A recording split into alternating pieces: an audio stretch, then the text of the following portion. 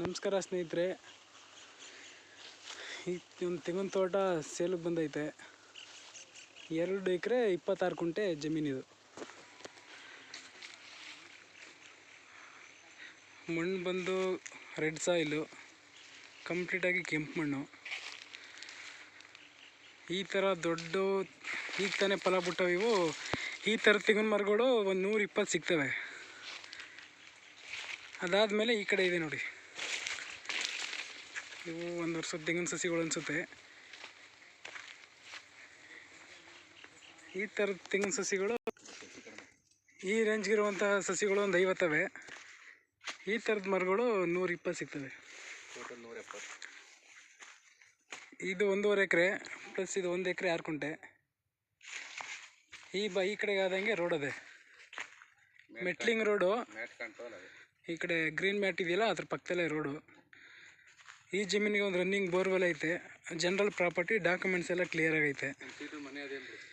ಒಂದು ಮನೆಯೂ ಇದೆ ನೋಡಿ, ಆಲೆ ಮನೆಗೇನೋ ಕಟ್ಕೊಂಡಿದ್ರು.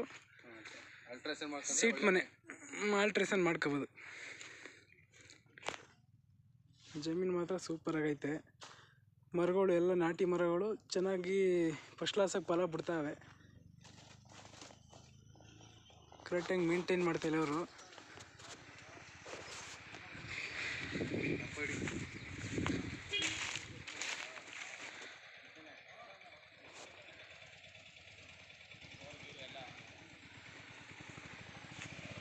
ನೋಡಿ ಅಲ್ಲಿ ಟೆಂಪೋ ಐತಿದಿಲ್ಲ, ಅದೇ ರೋಡು. ಅದು ರೋಡ್ಗೆ ಅಟ್ಯಾಚ್ಗೆ ಇರೋದು ಜಮೀನಿದು.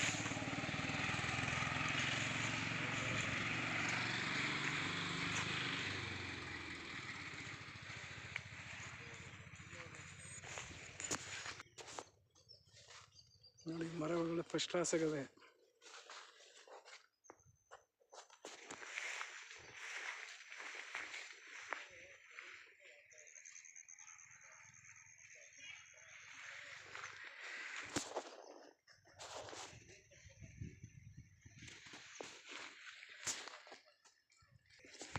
ಸ್ಕ್ವೇರ್ ಆಗದೆ ಜಮೀನಿದು.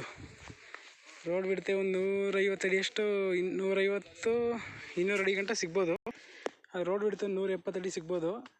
ಕಂಪ್ಲೀಟಾಗಿ ಸ್ಕ್ವೇರ್ ಆಗದೆ ಈ ತೋಟ.